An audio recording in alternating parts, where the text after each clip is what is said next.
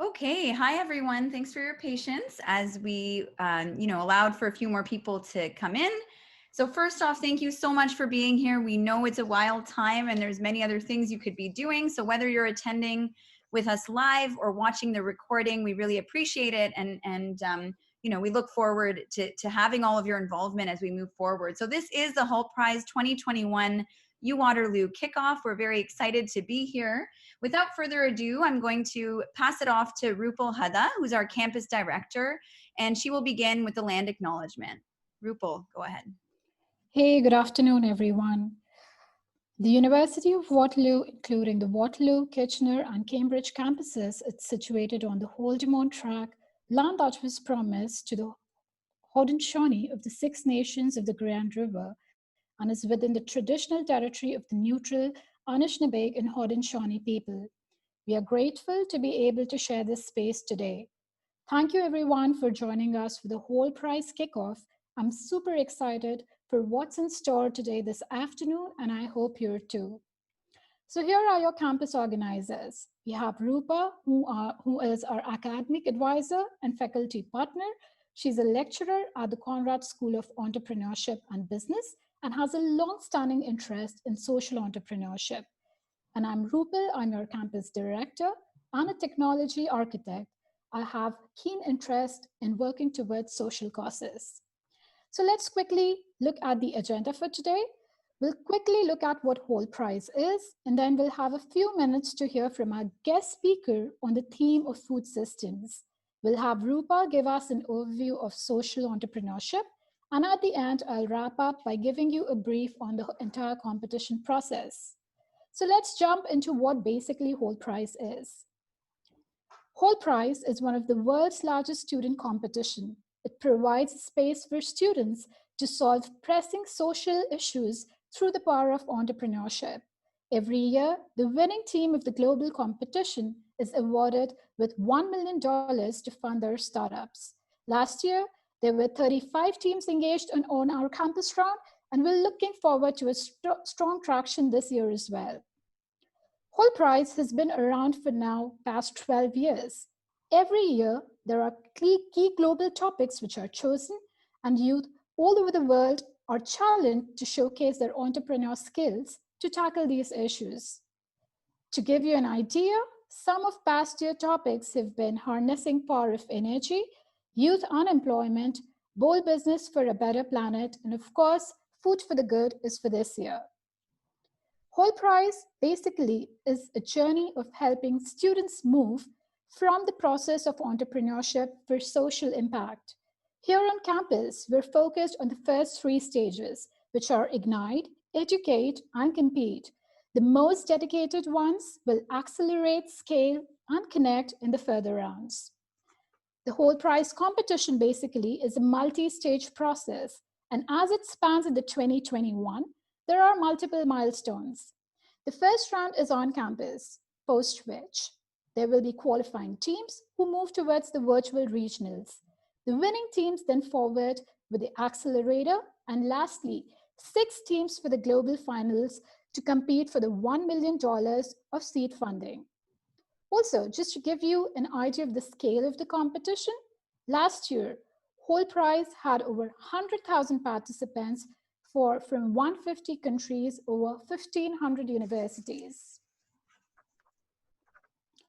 So this is just a snapshot of the past few years of competition at Waterloo. Our on-campus program has been really strong and growing over several years.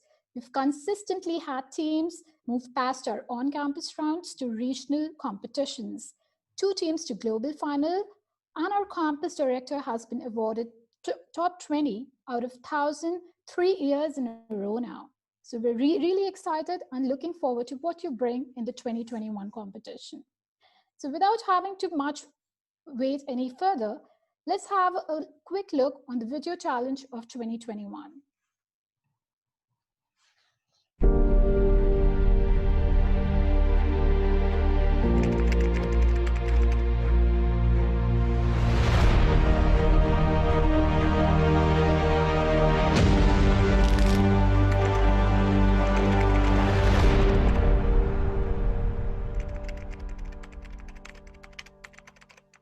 So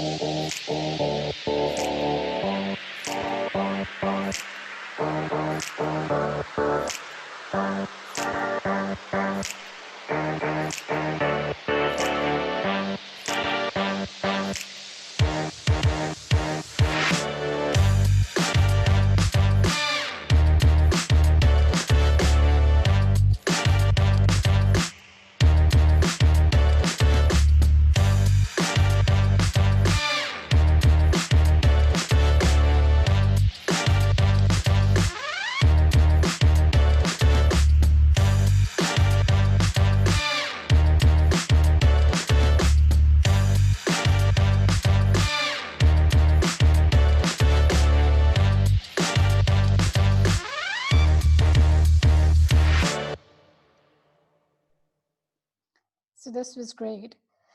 Now, please join me in welcoming our guest speaker for this afternoon, Phoebe Stevens. Phoebe is a PhD candidate in social and ecological sustainability at the University of Waterloo, who investigates sustainable food systems in Canada with a specific focus on their growth through innovative financing mechanisms. Phoebe's work has been published in several peer reviewed journals, and she continues to collaborate with scholars in her field. Over to you, Phoebe. All right, thank you so much, Rupal. It's really great to be here. Hi, everybody. I'm very excited that the Hult Prize has decided to focus on food this year because it's certainly one of my favorite topics. And today I want to walk you through what exactly we mean when we talk about the global food system and some of the major social and environmental challenges of our food system today, but also, of course, talk about some of the opportunities that we see that might spark some innovative ideas in your minds. Next slide, please. All right, so the food system is massive, and it includes all processes and infrastructure involved in feeding a population. So that includes the growing, harvesting, processing, packaging, transporting, marketing, consumption, and disposal of food and food-related items. It also includes the inputs that are needed to produce food in the first place. So we're talking about fertilizers, pesticides, as well as the scientific research that shapes a lot of the seeds that are planted in our fields today. Now, the food system, I think it's really worth mentioning, operates, and is influenced by social, political, economic, and environmental contexts. And I'm going to touch on those briefly today. And it also requires human resources that provide labor. We need research and education. So these are all things to keep in mind when you're thinking about ways to improve the food system.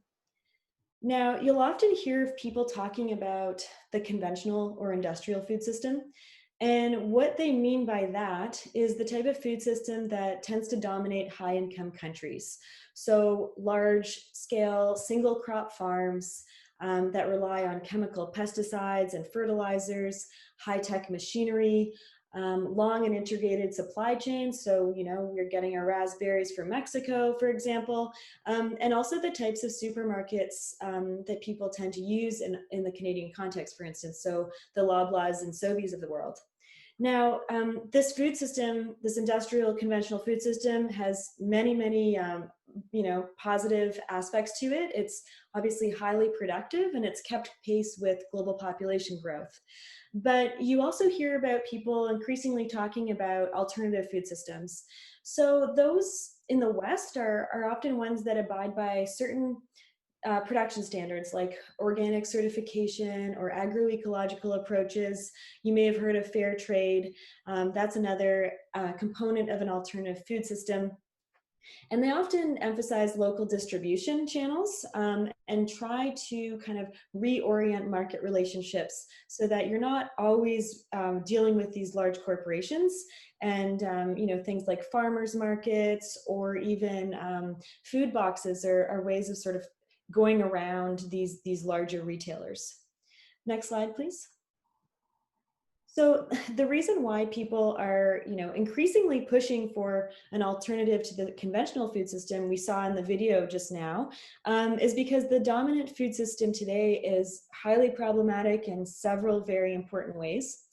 And realistically, we can't really continue to keep operating this way because our global context of climate change, resource depletion, rapid population growth just will not work with such a vulnerable and unsustainable food system.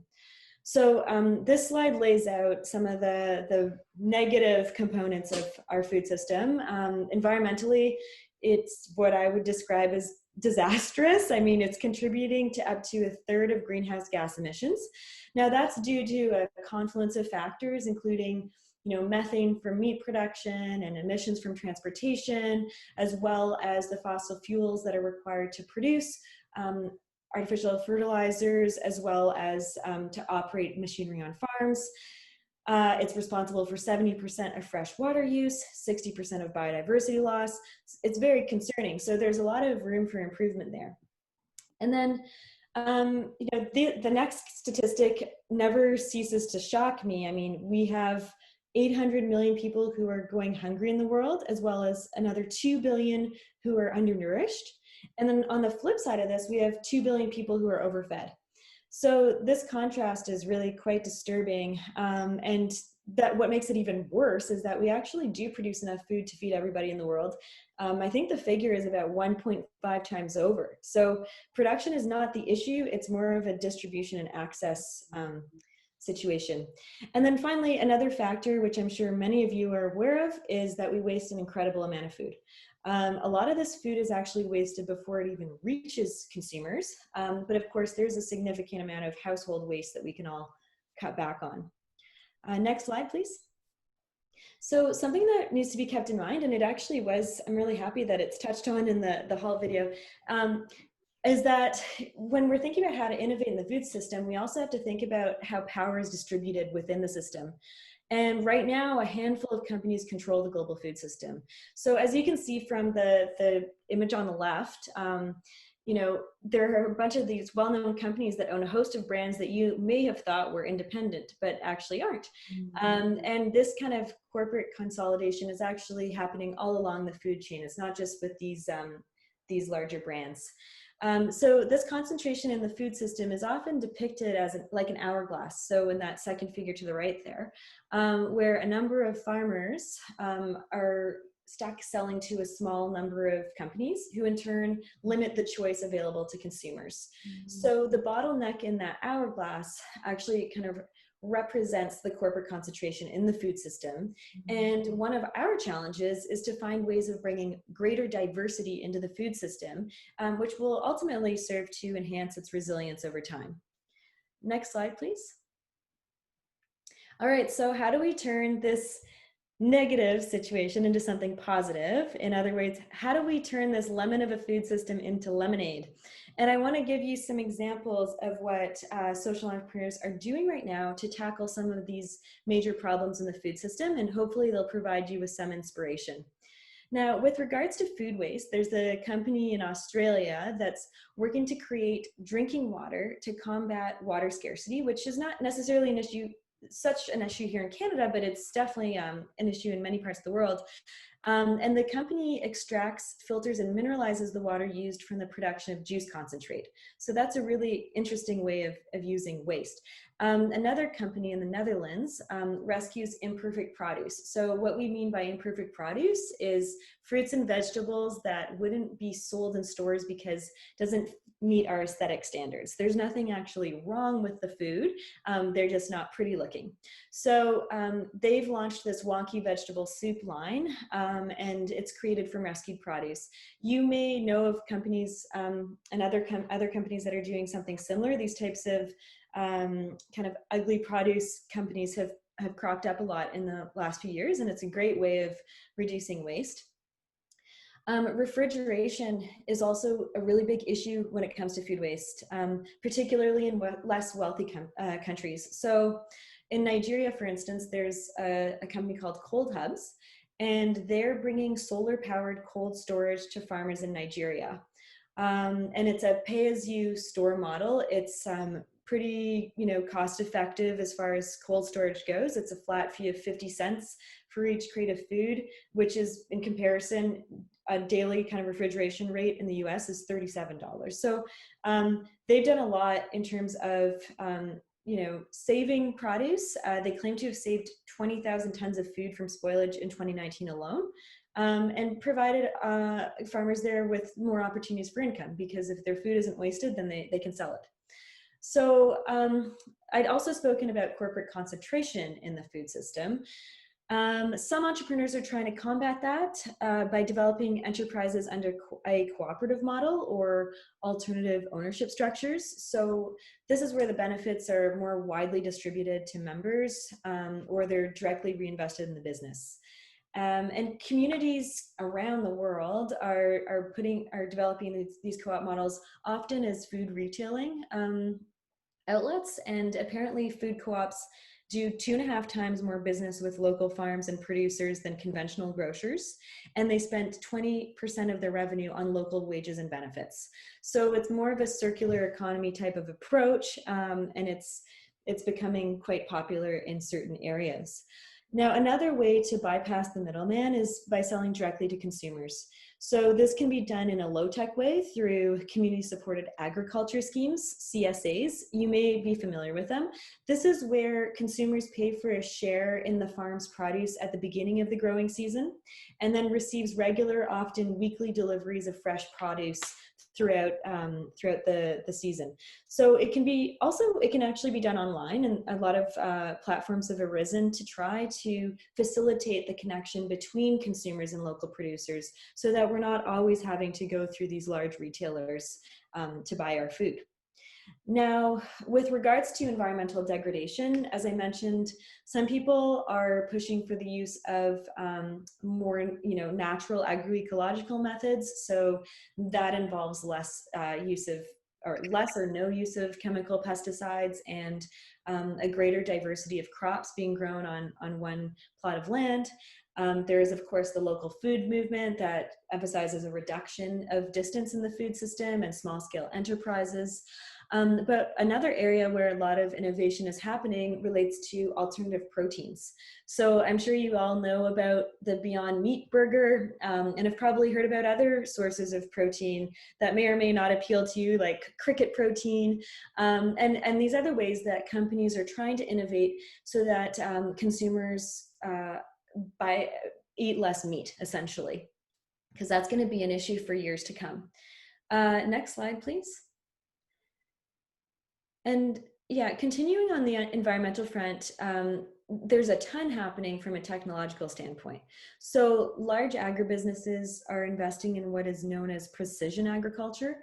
And precision agriculture uses technologies including GPS, drones, sensors, and other types of machinery to grow crops more efficiently. It tends to be driven by a sustainability agenda, but it's also done in a way that tries to improve efficiency and profits. So big companies are heavily investing in this area, but also because there's low barriers to entry when it comes to software development and tech, there are a lot of exciting startups in this area. So it's not yet completely dominated by these big corporations. So it's a kind of a new area. It's pretty exciting, but there certainly are some risks to be aware of. Now, the data that's generated through these technologies represents a massive business opportunity, but it does raise some questions about equity and access. So, for instance, farms are ripe with a ton of data that can be collected and used for farmers' benefits. So, in order to maximize their yield potential, farmers might consider tracking weather and soil quality and moisture, nutrient levels, things like that, which they can do with these precision technologies. And John Deere, the tractor manufacturer, has moved into precision agriculture, for example. And the tractors can allow farmers to collect data and improve their farm management. And the idea is that the information will allow farmers to improve productivity and increase their efficiency, reduce costs, and improve their profits. So it all sounds great, but there are some problems with this approach because, for instance, who owns this data? Who's controlling it? How's it being shared? And these are issues that are being raised by the farmers themselves, who certainly recognize the value of the data, but are concerned about some of these kind of access and privacy issues. They want to know how the data is being exploited and if it can be used against them, the way that it's being monetized without their knowledge or consent. These are issues that we as a society are all thinking about more and more in terms of big internet companies, but it is also moving into this agriculture space. So it's really interesting, and I think also offers a lot of opportunities for innovation. The other piece to consider is that, once you've bought into a precision data platform, it's really hard to get out of it. And it's also difficult to not get involved in these platforms, because then you're less competitive with your farms. So it's sort of like social media, but for agriculture equipment, where farmers can choose not to buy into big data tools, but their friends might think they're crazy. So to sum it up, while the advances in agricultural technologies are really exciting, it also presents a lot of risks, and I think a lot of opportunities for social innovation and for thinking about how these technologies might work for more alternative food systems rather than just serving conventional players. So with that, can we move to slide 7, please? This food system is huge. There's a ton of room for improvement. I hope you feel inspired rather than overwhelmed by all this information. And I think the good news is that there's a ton of points for entry to improve the performance of our food system. And we need people with all sorts of talents and expertise to chip in. So I'm really excited to see what comes out of this. And thank you for listening. And I'll be happy to answer any questions you might have. Thanks so much, Phoebe. That was excellent. I felt like we were all in a mini class with you. It's Rupa speaking. You just covered so much ground in such a short time. I'm sure I'm not the only one who feels that way, from outlining traditional versus alternative food systems, looking at how to address some of these big issues of food waste, corporate concentration, and environmental degradation. So those are fantastic starting points. And even as you ended off and touched on, the role of power and this kind of emerging concern we all have with data, it reminded me of a tangential conversation a lot of people are having around surveillance and surveillance capitalism and all of these things that are intersecting. But that was fantastic, and looking at what we can be excited about with tech solutions and beyond, but also the risks involved. And so I think that was a fantastic kind of encapsulation of the theme this year. So thank you so much for sharing that so wonderfully. And I would like to, I have a couple questions if others don't, but I'd like to open up the floor to those who are attending today. If you have a question, please just feel free to unmute yourself and go for it. We have some time for questions for Phoebe now. Would anybody like to ask a question?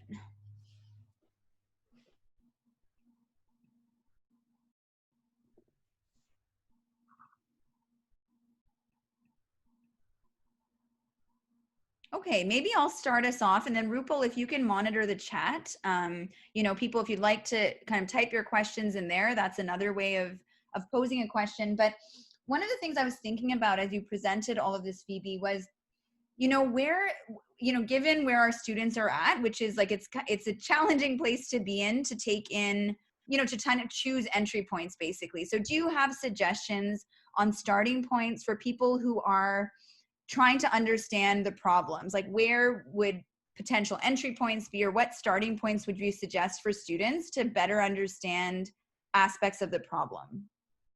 Yeah, that's a great question. I mean, I think it's good to, go to where your strengths are, right? So if you are tech savvy and if you're interested in that area, then I would go towards that. If you don't have those skills, I would start to think about what concerns you as a consumer, because as I said, the food system's huge. So maybe working from your individual experience could be a helpful starting point. And I think maybe we've all felt a little bit, maybe not frustrated, but we've all noticed that there have been some shortages in our grocery stores and things like that during the pandemic, and maybe that's raised some questions for people. So just thinking about your own individual challenges, or where you feel personally that you have skills to offer, is obvious. I think that would be a great place to start. Yeah, that's a great point, and it connects into, we talk a lot about, you just having like passion or interest in something is one thing, but I really appreciate when you mentioned like the lived experience, basically. So we really encourage students, and when you're forming teams, like consider what you've actually lived through or what people on your team have faced. Sometimes we have teams wanting to focus on an issue, in a rural part of Nigeria, and that's fine. It's much better if you have lived experience in that region, or part of your team does, because otherwise there's a disconnect, right? So starting with what you know and what you are concerned with is great, and bringing people on board who are closer to the problem. I think those are great points. I see there's some activity in the chat. Rupal, are there other questions? So there is a question from Jason regarding opportunity in food waste. There are many public health and food safety regulations that make developing solutions in this space. How should a venture creator approach this issue when exploring market problems and opportunities? Oh yeah, that's a good question, and definitely that's something that a lot of, I think, entrepreneurs have bumped up against. So there are, like an example would be, there are some regulations about from grocery retailers, for instance, that they actually have to throw out their food. They can't redirect it legally. So I think the best way to go about that is to have a really good understanding of those regulations. So maybe working with the municipalities would be a good place to start. And then also, getting all the stakeholders into one room. So if we're talking about how to divert waste from a grocery store, you obviously need the grocery retailers in the room and explaining what their challenges are and why they have such an issue. And then maybe bringing the policymakers into the same room as well, so that they can see how maybe a well-intentioned policy is having unintended consequences, and whether or not there can be ways of kind of tweaking those policies to help with an issue like food waste. Great. So like having the right people at the table is what I'm hearing, right? And understanding current legislations. Great. Rupal, any others? No, that's all for now.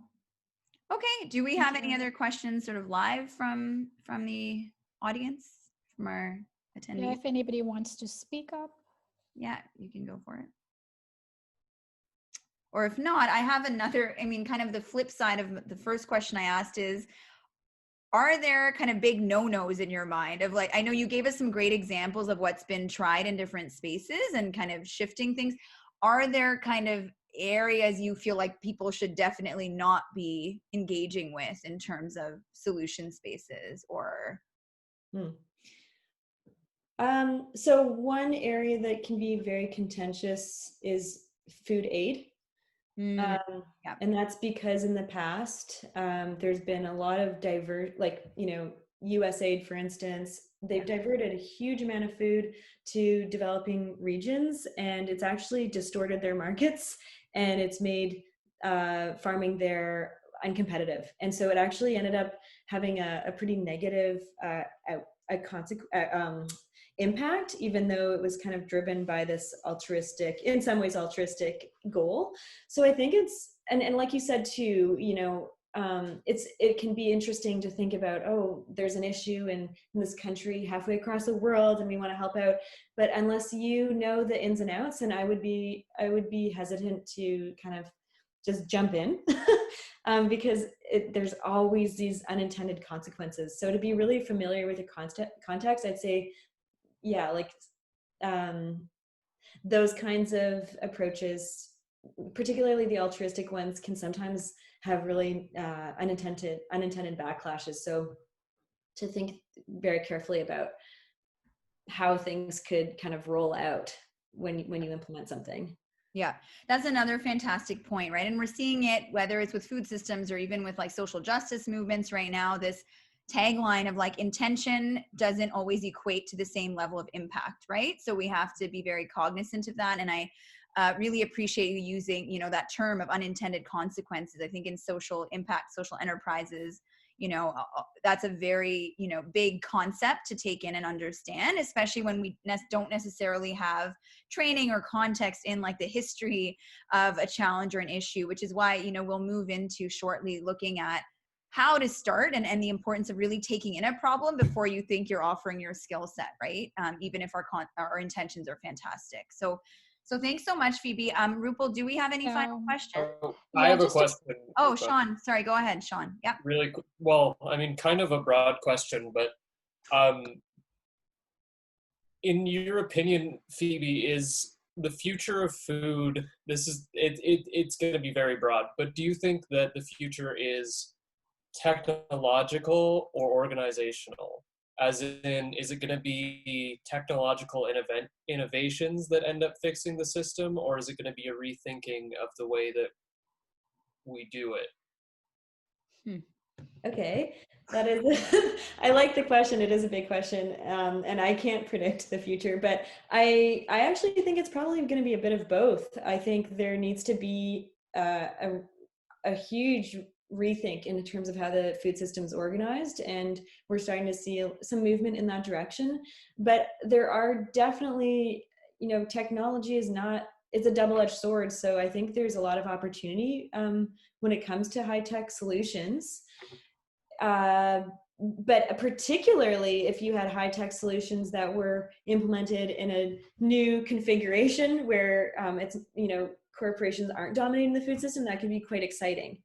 But I think right now what we're seeing is more emphasis on the technological solutions and less maybe movement, because there are powerful interests that may not want things to change so much organizationally. We're not seeing as much change, like as much movement in that area, even though I would argue that that's needed, like more needed potentially. Great. Thank you for that, Phoebe. Before, I know we have another question from Jason, but I see a hand raised. Sorry, I can't see your name, but please unmute yourself and go ahead. Yeah, hi. Thank you so much for organizing this today. Yeah. I'm Iris, and I'm a student at University of Waterloo, and I'm already working on a food-related nonprofit.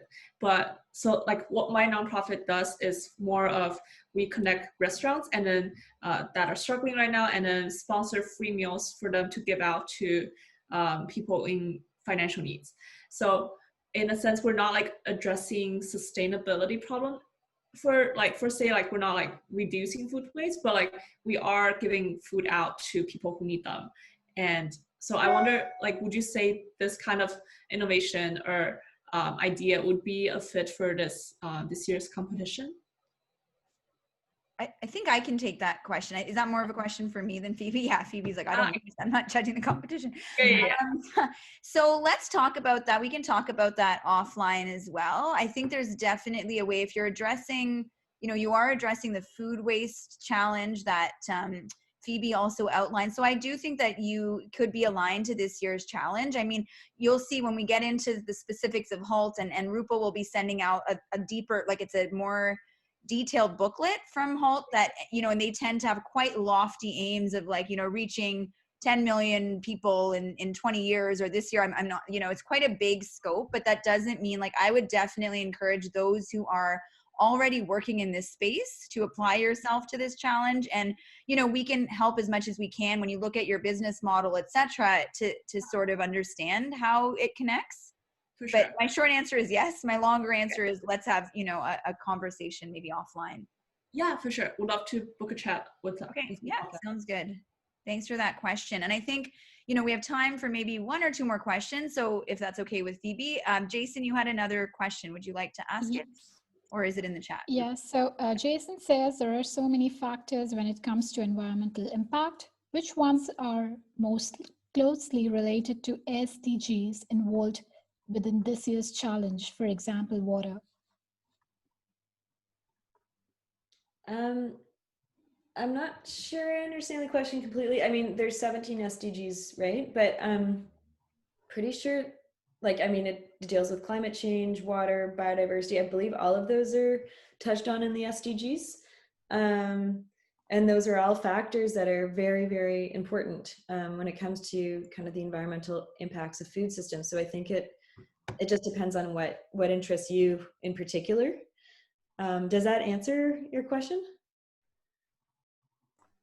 I mean, and I'll chime in there because that was a question in the chat. Yes, he says yes. It Okay, answers. great. Because this All year's right, challenge thank you. outlines like 6 of the SDGs. So I would say from like the Hult perspective, it aligns with what Phoebe's saying as well. Like concentrate on areas you have a skill set and interest in, and there, and find the SDGs that are relevant that map to it. But there are so many, right? So I wouldn't get too caught up in that. Great. Do we have any final questions, Rupal? No, that's it. Okay. Well, Thank you, I'm gonna, Phoebe. on behalf of everybody who's attending here and who will watch kind of virtually later, thank you so much, Phoebe, for your time and expertise. That was an excellent overview, and it maps quite well to the framing of the Hult Challenge. So thank you for your time and energy, and for answering our questions. And we'll keep you in the loop about what ideas come up, because maybe you'll be interested to hear about them. Thank you so much for your time. I don't know if you have any final kind of thoughts to share. No, thanks a lot for the invitation. I'm looking forward to seeing what comes out of this. Fantastic. Thanks so much, Phoebe. Okay, bye. Bye. Great. So that helps us segue into sort of the section I'm meant to do, which is on social entrepreneurship. So I like to open to kind of transition us into this little section with this quote, with a quote. And this year, the quote I chose is by Michael Pollan, who's written a few books. Some of you may be familiar with him, including Food Rules and The Omnivore's Dilemma. And this quote says, "But that's the challenge, to change the system more than it changes you." And I found this to be interesting, pardon the extra period there, typo, but I found this quote interesting and relevant to this year's challenge because, as we heard from Phoebe, food systems are huge, right? It's quite a large challenge. It's not a narrow one this year. And so when we look at food systems or any system, it's very complicated when we start to try and unravel our role within the system. So many of us are looking for systems change. I like to integrate both systems change and design thinking and more critical frameworks into how we approach these complex social and environmental problems. But then you get to a point sometimes when you're starting to think about things, if you're really reflective, you think, but like, what role am I playing in this system, right? Like, I'm definitely, especially in the pandemic, I've been grocery shopping at some of the big grocers, right? And supporting the brands, as Phoebe outlined, that kind of have this that hold a lot of power. And so we're also caught up in the system. So how do we challenge systems that we're also embedded in? And I think that's something that, as those interested in social environmental challenges, we are constantly grappling with.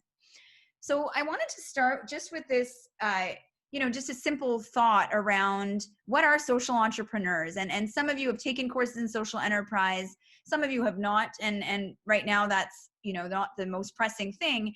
It's just that to level set, to remind us that social entrepreneurs are at their core entrepreneurs. So, when you think about entrepreneurs as those who are able to recognize opportunity, who are able to bring, value to a challenge in terms of looking at solutions or approaches that could alleviate a certain social problem, it's still, it's still centered around an entrepreneurial skill set. I think that's the main thing I want you to take away from this slide. That said, one thing that sets social entrepreneurs apart are this idea of having a social mission, right? At their core, beyond having a profitable venture and business model, which are still critical. You still want to have a viable business model, that can't be underemphasized. There is a social mission at play. And what that refers to is, if we look at your classic or conventional markets, there are things that we call market failures. So there are people that are not served by current markets as best as they could be. They don't necessarily have political clout or access to markets, which Phoebe also alluded to in terms of being able to afford food, et cetera, or just having access to the distribution models, you know, where they could, you know, there's enough food being produced, but there's challenges in the distribution of that, right? So looking at how we can help alleviate these market failures or gaps that are seen are part of where social entrepreneurs, along with others, right? I don't want you to kind of walk away from this thinking that social entrepreneurs are the only ones who can alleviate these problems. We need governments as part of this. We need activists. We need, you know, all the different players in the social engagement space that I'll touch on next are important. But the main thing here is that, you know, they are entrepreneurs at their core, and there is a guiding social mission. We're looking at outcomes that aren't just about increasing profits, but encompass real shifts in systems, not just improving them, but really transforming them ideally. So that's kind of a nice segue into this framework that I like to share, which I'll try and move this video sort of out of the way. I'm sorry. There we go. So this is spaces of social engagement. So I like to show this in classes often, just so we're clear on what social entrepreneurship is and what it's not. And I know language is at some points limiting, but it's also important to be able to distinguish players in this space. So when we look at this chart, on one side of it, you have the nature of action, and what that refers to is whether you're working directly with folks in terms of people who don't have access or who aren't being served by current markets, or where there's inequitable outcomes. So it's either direct or indirect. And on the other axis, on the x-axis, you see whether, in terms of outcomes, whether current systems are improved, maintained but improved, or whether we're looking to shift equilibriums. Are we looking to shift the systems entirely to have significantly better outcomes for people or for the environment, right? Depending on what's at play. So let's start with social service provision. In the top left of this chart, you can see that that is direct action. And what we mean by social service provision, often charity models map to this. So we're talking about food today. You know, food banks are an easy example here of, typically those are organizations that are formed as charities. You know, Iris mentioned a little bit about her nonprofit venture that she's helping to lead, where people are given food, you know, and food banks kind of serve a similar purpose of trying to help folks who don't have access to adequate food to get that food, right? And so that's direct. You're working directly with these people, and you're trying to improve the current system. However, you know, in terms of this chart, that's not seen as really like shifting systems entirely. That's more of a social service provision. And I want to be clear to say that I'm not trying to knock any of these models. It's just trying to help delineate, you know, what social entrepreneurship is and isn't. And charity models aren't quite seen as social enterprise, but they have their place in addressing acute, like current systems and problems, right? And so that's social service provision.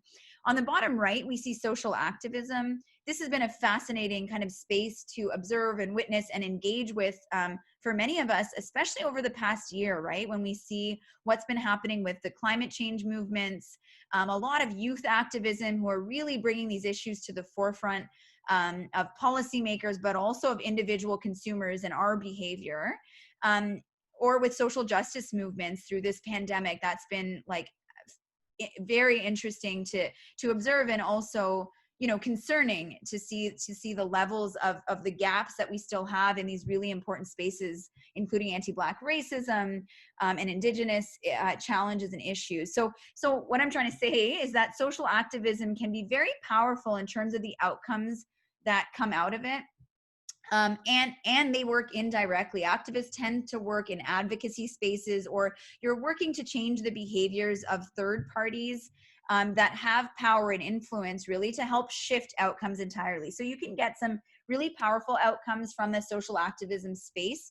However, that also is not social enterprise. Like, that's not quite what we're looking at in terms of social enterprise or the Hult Prize challenge. And so that leads us to the third quadrant there on social entrepreneurship in the top right. So social enterprise, like I said before, you know, you're still rooted in a viable business model. You need to be financially viable in order to run a business, and social enterprise is no different. And social entrepreneurs ideally work directly with the beneficiaries, whether that's environmental or actual people, in terms of food systems, to shift outcomes and not just improve systems, but really try and change systems, as per that opening quote, right? How do we really try and change these systems? And that might sound lofty. You know, one of the quotes I often use in kicking off classes in social enterprise is this one by Bill Drayton from Ashoka, who says, you know, social entrepreneurs are not content giving a fish or teaching how to fish. They will not rest until they revolutionize the entire fishing industry. And it's lofty, but I think it's also important to have kind of that North Star to understand what we're trying to do here. You're really looking at shifting, even if it's a small part of a system. That's kind of like the ideal with social enterprise. And the final thing I'll say on this slide before moving on is that, you know, it's one thing to put these things actually, you know, quite literally in boxes, but in reality, you often find models that combine a couple aspects of this. So you might have a social enterprise that's also involved in capacity building or in some sort of social service provision. Or you might have elements of social activism and advocacy. You know, you look at an organization like Patagonia, which is quite sustainable. They're also involved in activism. And so you have elements that can weave into one another. So they're not always like hard and fast in one of these boxes. I just kind of wanted to help share some of the terminology that exists. Okay, so the next thing I wanted to touch on is, you know, often students ask, like, what are our starting points and how do we approach this kind of challenge that's so broad and deep? And so one approach that's become quite mainstream is design thinking, which many of you have come across or have heard of. If you haven't, one resource you can look into is a Stanford D-School model. They have plenty of free resources in this space. You know, as per Phoebe's points, another thing I'd advise you to do is to look a little deeper than just a surface level problem solving framework. So there are things like equity by design. So looking at equity aspects, when Phoebe was talking about what problems are you even choosing to solve, considering who you are yourself and what do you have lived experience with, who can you bring on board that has lived experience, to make sure that you're approaching things with a real understanding of the problem, and as much as you can have an understanding of unintended consequences, right? So there are, you know, other frameworks, including equity design and life-centered design, which are quite fascinating that you can look into. But, you know, to give you an overview here, design thinking is about looking at what's called the third way of approaching complex social and environmental problems. And the idea is, you know, often I have engineers in my classes as an example, who tend to feel that they can come up with a technical solution to pretty much anything. It's like, oh, that's a problem. Like, here, we'll come up with this technical solution to solve it. And although that skill set is amazing and important, what we're talking about here is really needing to take a step back before we jump into sort of solving something or approaching something with a technical solution, into understanding that these types of problems are by design very human-centered or life-centered when we're talking about the environment or food systems. And so how do we really wrap our heads around the human aspects of this problem, and what, like, individuals like you, yourself or myself or others with more dire needs in terms of food systems are facing? And that can be anywhere along the supply chain, which is quite vast for food, right? And understanding that it's not just one person who does a design. So shifting from looking at design as the role of a technical designer to one that's more of a mindset, where all of us are not just doing design, but thinking about things from this approach of, like, understanding things end to end, right? Like Phoebe mentioned, circular loop, like closed loop systems or circular models. Like, this is something when we take a step back, we try and really take in before we jump into deeper kind of areas of design.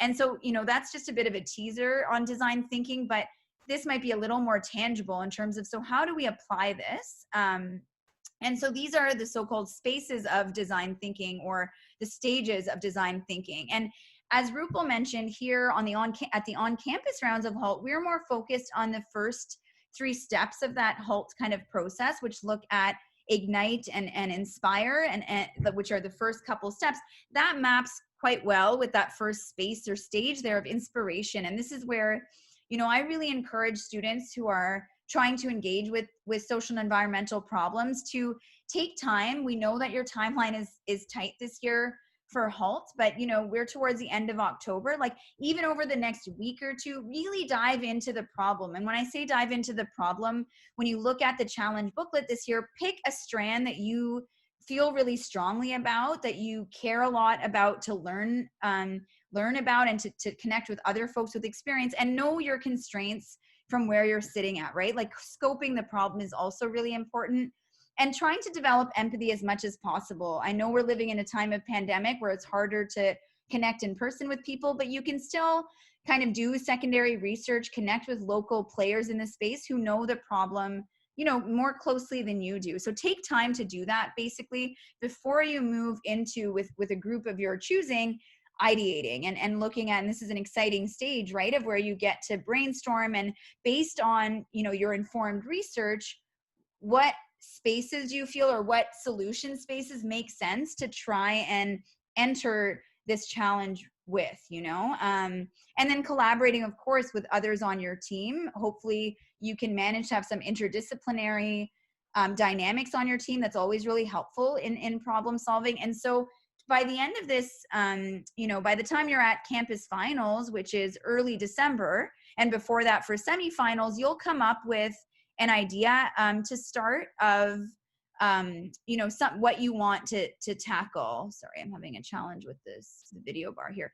And we won't quite get to this space of implementation, prototyping, and scaling. This kind of thing won't happen within a month. Like, that's obviously such a short timeline. But as Rupal alluded to earlier, you will have those teams who do well in our campus run and are inspired to continue and dedicated to spaces of food systems. You will have opportunities to do that into the new year. This is why this challenge is called the 2021 challenge. This is, as Rupal will explain, the actual competition can span an entire year. Some of you will participate over the next couple of months in the on-campus round, and others will continue to give yourselves a shot to move into implementation and to continue this iterative process of design thinking. So the last thing I'll mention before maybe we can take a couple of questions, you have questions on what I just outlined, is why do we choose to engage with Hult pretty strongly here at the University of Waterloo, and specifically with the Conrad School of Entrepreneurship and Business. One of the things I love about the Hult Challenge is that it is the only competition really of its scale and of its nature to focus on social challenges and to help you frame the challenge. Because often what happens is we are interested in plugging into something, but we don't necessarily have, an adequate scope or a framework to help us dive in. And something that Hult enables us to do, as you'll see when you go through the challenge booklet, is really deep dive into a problem space that's very much real and alive and relevant to our lives and to lives of people globally. And I really love that, because moving into that second bubble, a lot of us as educators and those of you as students have spoken to me about really applying learning, and it's an opportunity to develop skills in storyboarding and pitching. And those of you who aren't as familiar with business model development, or if you are, it's a chance to refine those skills and see how you can apply yourselves to them. And then finally, as Hult Global tends to emphasize quite a bit, there's a focus on having impact. And I'm a really big proponent at the University of Waterloo in particular. We have such a range of fantastically bright and gifted students.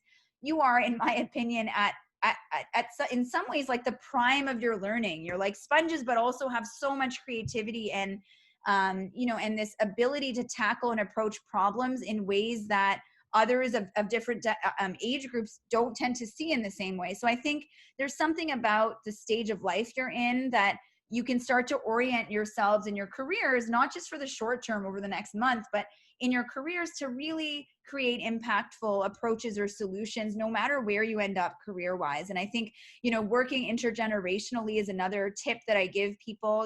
People have really valuable perspectives that can help you. So those are some of the reasons why I'm a big proponent of involvement with Hult, and how you can take your learning like really outside of the classroom.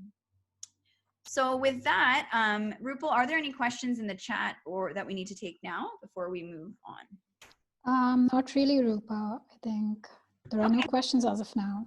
Okay, great. So I'm going to hand it. Thank you for your attention. I know it's hard to be like spoken at, especially in this virtual world, but we're coming to the last bit with a few more exciting and tangible announcements. So I'm going to pass it back to Rupal to talk you through how to compete and the timelines for our on-campus round.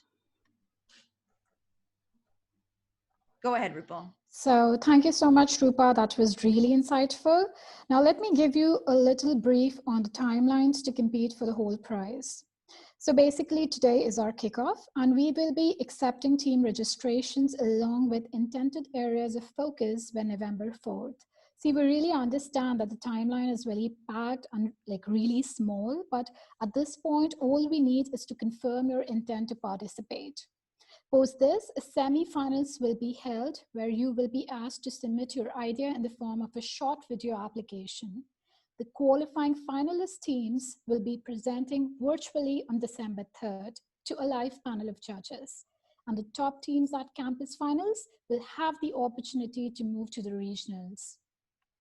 The regional summit provides students from around the world. Rupa, can we proceed on the slide, please? Yeah. So the regional summits provide students from around the world an opportunity to showcase their innovative ideas on a larger platform. Top teams from the regional move to the global accelerator. This year, the regionals will be held virtually. Finally, 6 teams move on from the accelerator program to pitch their ideas at the global finals. A world-class panel of judges and supporters come together for the final pitch. I hope this gives you an idea of the overall process and the timelines involved. Now I would pass it back to Rupa to make some exciting prize announcements. Over to you, Rupa. Thanks, Rupal. Yeah, thanks for that, Rupal. And the timelines are quite important. But we are also very excited to announce our continued support for our student teams through the on-campus round of the Hult Prize competition. So first, I'd like to thank, on my next slide, we have those who help sponsor this event and the competition. So we are very grateful for the support of our community sponsor, ECL, Electrical Contacts Limited, through the support of Peter Allen and this company, who have really helped us the past few years in supporting our teams with cash prizes to help student teams further pursue their ventures beyond just the campus round. And to the Conrad School of Entrepreneurship and Business, our marketing team, as well as the Eaton director of the Conrad School of Entrepreneurship and Business, without whom we wouldn't be able to run our events as smoothly and to the scale that we typically do. So we're very grateful for that support. So onto the prize announcement. Basically, what I would like to announce today is that in our on-campus final round, where, as Rupal mentioned, we will have a live panel of judges, our top 3 teams will be awarded with cash prizes, again, to further research and development of the idea, to further support your venture ideas. So the first prize team at our on-campus round on December 3rd will receive a cash prize of $3,000 to support your ventures moving forward. And our second and third place teams will each receive $2,500 in support of your ventures moving forward. So we hope that that provides just a little extra incentive to do a really good job and to come up, to deep dive into these problems and come up with approaches that you can actually pursue, beyond the competition round. So again, I've thanked our sponsors, ECL and the Conrad School of Entrepreneurship, the Eaton director, the Eaton chair of the Conrad School, as well as all of you for attending today. It's really, it makes such a difference to have people who are interested in our challenge, of course, to present to them, to our guest speaker, Phoebe Stevens, who I thought did a fantastic job outlining this year's challenge, to Rupal Hada, our campus director, who's been working quite hard with me to prepare today's event, to our marketing team at Conrad, and again, to all of you for attending, and our faculty colleagues across campus who help us run the events and to help judge our competition. So thank you to all of you. I'll pass it back one more time to Rupal to give you just some final announcements on how to stay in touch and to stay posted moving forward. Go ahead, Rupal. Thank you, Rupa. So quickly, we'll look at some more information, which is really important for the event. So you can follow us on our social media pages at Facebook, and even you can write to us at the given email. So look out for an email for all those who've registered tonight. If you have friends who are interested, please let them know. And the team registrations will be due by November 4th.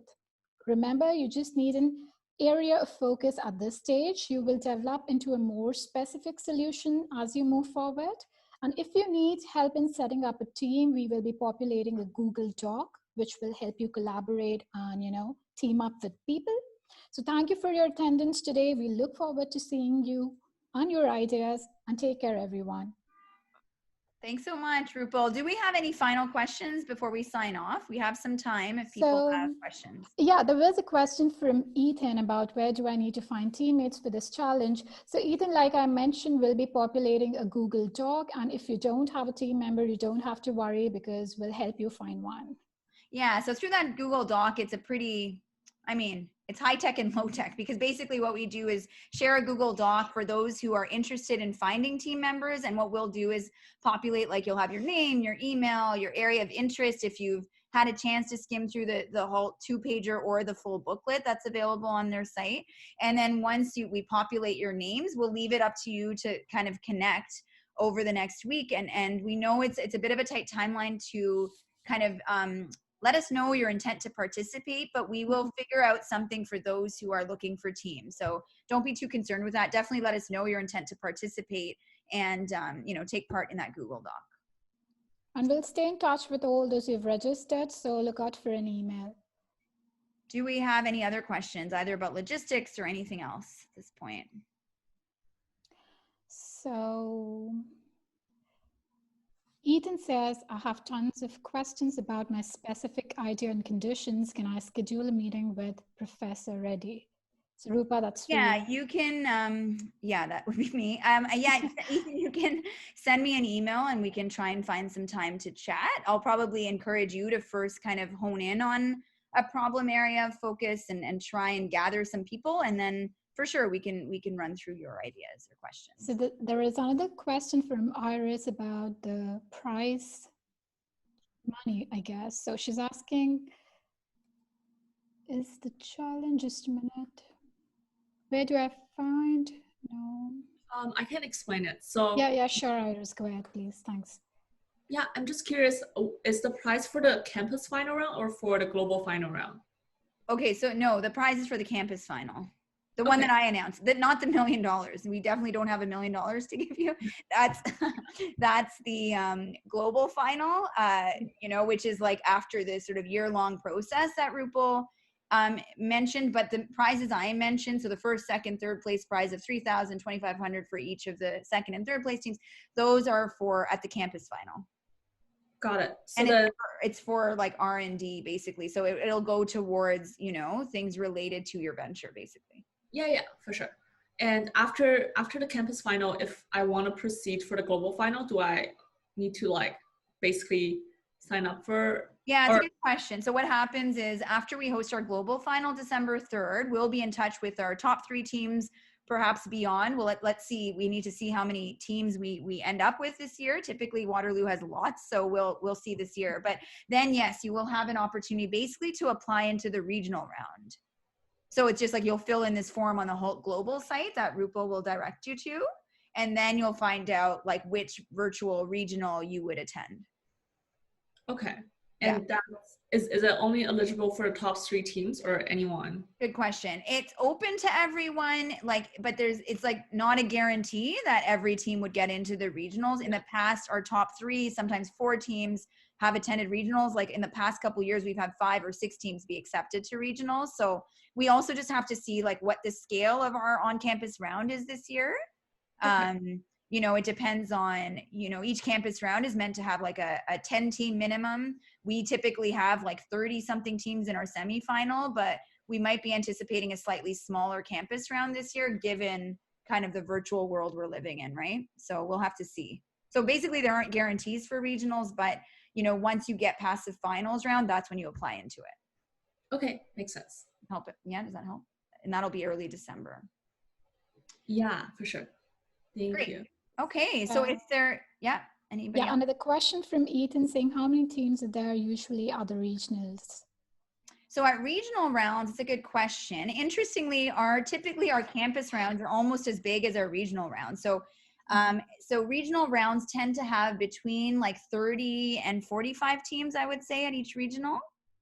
So it's big. And what happens at the regional round ends up being kind of like what we do here. You have like a couple tiers. So on campus, we have, like Rupal mentioned, first you give us your intent to participate. Then there's like the semifinal round, which this year we're going to have you submit like a 2-minute virtual video. And then we have our campus final, right, with 10 teams. So they kind of, at the regional round, something similar happens. You have like a few different, there'll be virtual rooms of judges observing, I guess 8 to 10 teams in each room or something like that. And then, the winners in those like the individual rooms would move into the regional final, if that makes sense. And then from there, the top regional winners move on to the global accelerator. So it's quite it's like a tiered process. I hope that answers your question, Ethan. Good. Rupal, anything else? Right, nothing, that's all. Okay, great. So as Rupal said, thank you so much to everybody for joining us today. We wish you a great, rest of your evening and week. If you have any questions, let Rupal know, and we'll be in touch tomorrow-ish with all of the follow-up information. And once this recording is available, we'll also post it for those of you who weren't able to catch the whole event, or for others on our Facebook page. We will share that as well. So thank you, everyone. Take care. We look forward to seeing the ideas that you come up with.